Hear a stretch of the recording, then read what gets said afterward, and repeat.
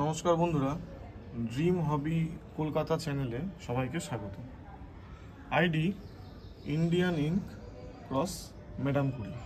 মে মাসের তীব্র গরম, কুড়ি কেটে ফেলে দিচ্ছি, তারপরও সবসময় চোখে পড়ে না কোথায় কুড়ি থেকে গেছে, এবং সেই থেকে যাওয়া কুড়ি থেকেই ফুটে যাচ্ছে ফুল, তাও আবার ট্রপিক্যাল জবাতে। গাছটা বছর দুয়েক আগে বর্ষার সময় বসিয়েছিলাম জেঠুর বাড়ির জমিতে।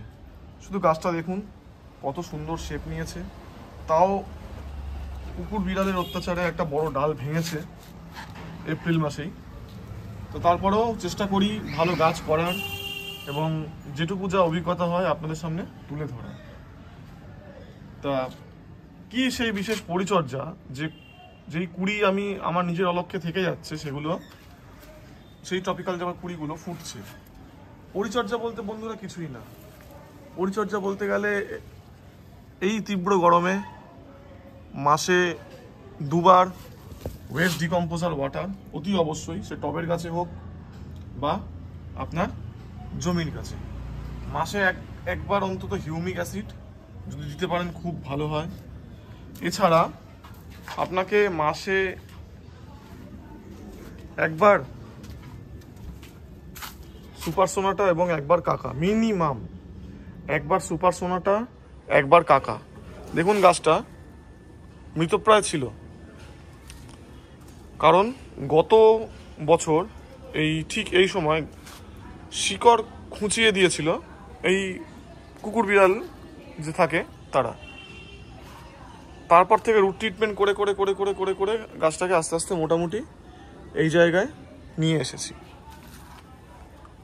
ID popstar. নিজের অজান্তে দেখুন একটা সিটপট দাঁড়িয়ে গেছে, আমি জানি না কি করে হলো, আমি করিনি, এটা বাই নেচার হয়ে গেছে। তা যেটা বলছিলাম, মেন টপিকে ফিরে আসি, যে মাসে দুবার ওয়েস্ট ডিকম্পোজার ওয়াটার, মাসে একবার হিউমিক অ্যাসিড, অন্তত মাসে একবার করে হলো কাকা এবং সুপার সোনাটা।